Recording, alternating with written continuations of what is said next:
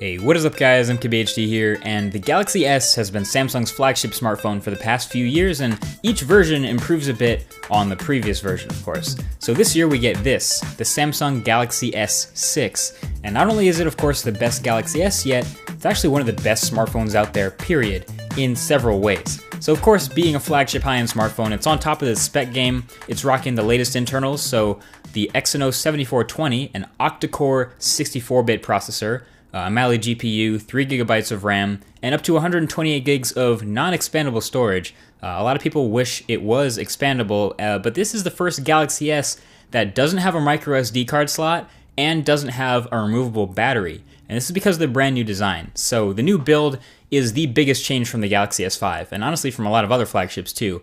It actually reminds me a lot of the Nexus 4 again, where it's glass on the front and on the back, and chamfered metal sides. And this phone is thin, really thin, just 6.8 millimeters, so it really does need a place to hold it, so the metal is what you're going to be gripping most of the time, and metal feels great in the hand. We've learned that from other flagships like the One M9 and the Moto X, so the Galaxy S6 is no exception. And the glass on the front and back sort of curves down right around the edges of the phone, so it's not as sharp as something like the Note 4 was, and it won't catch onto hairs or anything. So it's really easy to drag your fingers across the edges, and overall it's just a really solid feeling phone in the hand. Button placement is also on point. It's very clicky and tactile. You got the power button on the right and the volume buttons on the left, and you have your headphone jack and a pretty decently loud speaker on the bottom. Better than rear-facing, but obviously not as good as front-facing speakers. And yes, the bottom of the Galaxy S6 looks just like the bottom of the iPhone 6. Quick, which one is which? Exactly. But whatever, it's still a great spot for everything, and Samsung nailed it with the chamfered metal. But it's not perfect though. Thanks to its glass front and back and the relatively curved sides, Galaxy S6 probably falls into top 5 slipperiest phones of all time. I've actually had it literally slide out of my pocket while I'm sitting down and almost slide off of a table when it was resting on a slightly tilted binder. And of course, since it's a glossy glass like that from the Nexus 4, the back of this phone is a fingerprint magnet in literally every color, probably the fastest I've ever wanted to skin on the back of my phone. Anyway, around the front, at first glance, it looks pretty much like any previous Samsung device. The shape is the same and the layout, as you can see, is the same as well. But there are a few improvements here. Number one is the home button. It's a much improved home button on the Galaxy S5 because first of all, it's much clickier and more tactile and more satisfying to press. And number two, the fingerprint reader in it is much better. It's no longer requiring a full swipe of your finger to read it, but just a touch, like a Touch ID on the iPhone.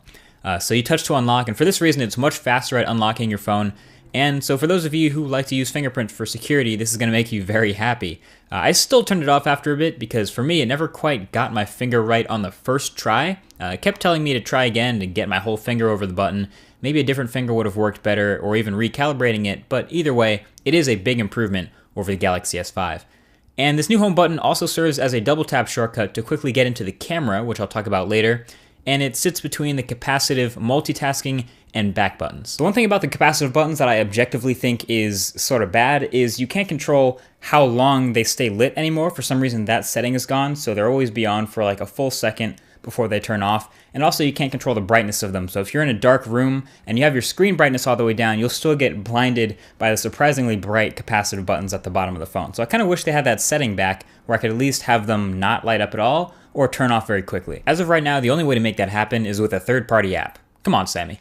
Either way, the other impressive improvement up front is the display. This is the best screen on any smartphone, hands down. It's big, it's bright, and it's beautiful. It's a 5.1-inch display, so not too huge, especially with thin enough bezels to make this phone narrower than the Galaxy S5. And it's rocking a 2560 by 1440 resolution, so Quad HD.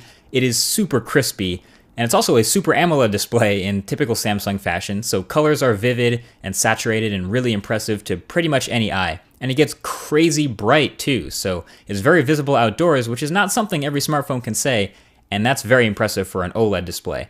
And there are a couple of settings to tone down the contrast or saturation if you're not feeling it, but overall, this is where Samsung does their best work, and it's no surprise that this screen is so ridiculous. Almost looks like paper here at 577 pixels per inch. Really impressive stuff. And of course, pushing all the pixels around is no joke, but the hardware is only half the story. You also got to consider the software on top of Android here. TouchWiz. Now, when Samsung first introduced me and a couple of other people to this phone, they mentioned that they were going to minimize the bloatware and essentially promised that this would be the lightest version of TouchWiz yet. And if you remember previous Samsung phones and previous reviews of Samsung phones, we've talked about the fact that TouchWiz is a heavy, slow skin. Performance has been a problem with it in the past, and it's just slowed down the experience of using Android. That is no longer the case with TouchWiz finally here. Now, it still is this big, bright, blocky, colorful thing. The aesthetics, unfortunately, I think are not improved as much as the performance is, but this is a really fast phone now. Just everything about moving around this phone now is buttery smooth, and it's held up to day-to-day use great for me with pretty much zero lag, which is impressive. Opening and closing apps was fast, and actually the multitasking menu is the fastest I've ever used in any phone. And the phone handles multitasking like a champ, even adding that dual window feature from the Galaxy Note line. Of course, 3GB of RAM also helps a lot, although I do kind of find it hard to tell the difference between phones with 2GB and 3GB of RAM, but either way, this thing is snappy. Now, TouchWiz overall is still a design change too, so the skin kind of still has a face only its mother could love, but at least it's a bit less offensive than previous versions. That keyboard, for example, I really like. It's probably my favorite and easiest to use of any Android skin. And other updates have really made this version of TouchWiz the cleanest yet. So you can change, for example, the size of your home screen grid to have one of 3 different sizes, depending on how dense you want your icons to be. You can go in and out and use whatever theme you want. There's a theme engine, so you can have the ability to totally change the looks of everything in TouchWiz, from the notifications to the quick settings and everything, in just a few clicks. And even the gallery, which used to be the most painfully slow app on any Samsung phone, is now caught up. It launches at a normal rate. So, of course, it's not all greatness. For one, I don't really know why S-Voice is still a thing. It keeps prompting me to use it, and I just don't want to use it. We have Google everywhere. And stuff like the briefing page to the far left of your home screens, it's a little better than last year, but it's still kind of slow. It still lags when trying to swipe out of it. Now, it's obviously still TouchWiz, so there's no way around the skinned nature of Android 5.0 here, but you win some, you lose some. I've become willing to let a lot of the minor stuff go, though, because this phone has been so consistently fast, like I said, in the user experience that it's pretty dope, beyond the way, some of the icons might look. I can grab a custom launcher, I can grab a custom keyboard, a custom icon pack, a theme. I can really make this my own, and it'll still be crazy fast. I mean, the camera opens in literally under a second, for crying out loud. You can just double tap the camera button, and it's basically already open. Actually, I had this happen in my pocket a few times, and as a result, I've got plenty of pictures of the inside of my pocket. But you know what? Let's talk about the camera. Let's talk about those pictures. The Galaxy S6 is rocking a 16 megapixel sensor with a maximum f1.9 aperture with optical image stabilization and 4K video and LED flash. Damn, okay, so it looks great on paper. How does it actually perform? Well, I kind of ranted about this on Twitter for a second, but the Galaxy S6 is packing the best camera in any Android smartphone, period. And it's good enough for me to say it's tied for the best overall camera experience of any smartphone alongside the iPhone 6 Plus. I even give it the edge because it can shoot stabilized 4K video. As far as just pointing and shooting, this camera is very fast, and taking a photo is quick, and the layout is much simpler than past years, which is actually nice. It's pretty clean now. So for the most part, I left it in auto mode, and it handled itself well. I was able to point and shoot at basically anything and get crispy pictures, but once in a while I went into what's called the Pro mode, which gives you a bunch more manual controls, which will be more familiar to people who are into photography, who have used a DSLR. I could change to manual focus, manual exposure, pretty much manual everything except for shutter speed. And I basically stayed between those two modes to take all my photos on the Galaxy S6. And the photos, as you can see, look pretty great. I thought it was weird that Samsung went with a 16:9 image at 16 megapixels, but okay. The images, the photos you see are crispy as hell. Beautifully detailed stuff here, even when the camera biases towards opening the lens wide open at f1.9. You can get a nice creamy background, depth of field. The colors are, of course, your typical Samsung, saturated and vivid.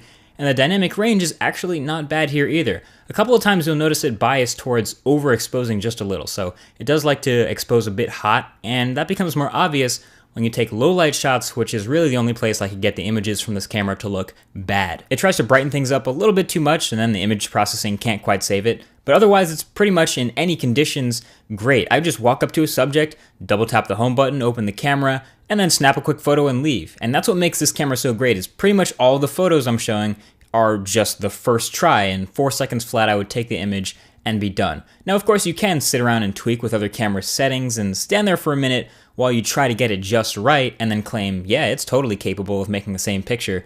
But for a normal person, this is exactly what you want in a smartphone camera. Just point and click and make beautiful images.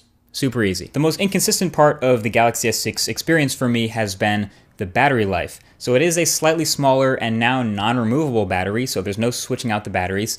And that's just to get the phone a little bit thinner. I've talked about how I want thicker batteries and bigger phones in the past, but that's okay. This is what we have now. And I was coming off of reviewing the HTC One M9, which, as I mentioned in that review, had a pretty good battery life. And with the exception of one day, I never killed the phone after a regular day of medium to heavy usage.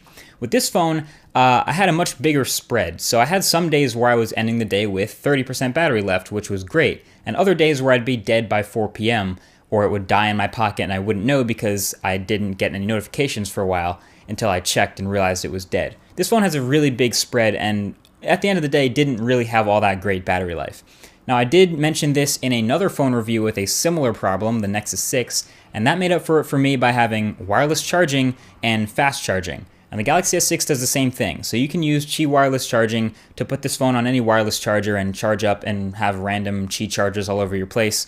Or you can just use a fast charger, so if you get home or have a chance to pop it on a quick charge somewhere during the course of your day, you won't have to worry as it'll just blast. I think it'll add 50% of your battery in 15 minutes or something absurd like that. So that sort of makes up for it for me, but I would still much rather prefer to have a larger battery and a slightly thicker phone to not have to worry about charging at all. My screen on time varied somewhere between 3 to 3.5 hours, and again, this is different for everyone's usage, but for me, I guess for comparison, something like the OnePlus One, which was a fantastic battery life, was getting for me between 4.5 to 5 hours of screen on time, and something like the One M9, even though it didn't give me a number, I would estimate gave me between 3.5 and 4 hours. So if I rated this battery life, it would be something like a C+, but the fact that you can quick charge it or wireless charge it anywhere will make up for that for some people. So at the end of the day, Samsung has come up with a pretty damn impressive package in the Galaxy S6. And there's also the Galaxy S6 Edge, which I'll have a video coming up about soon. So thumbs up if you're excited to see that. But so far, best camera in any Android smartphone, best screen in any smartphone, really impressive build. If you can get around the fact that this is still TouchWiz and it's much better than the last version, this is going to be an awesome phone, and it's something I'm definitely going to be recommending to people switching from other phones or upgrading or even sidestepping from something like a Windows phone or an iPhone. This is an awesome phone. Good job, Samsung. Looking forward to the next, I guess the Note 5 is what I'm really pumped about seeing this year. That's been it. Thank you for watching. Feel free to hit that thumbs up button below if you enjoyed, and also that subscribe button. Feel free to tap that if you haven't already. Again, thanks for watching, and I'll talk to you guys in the next one. Peace.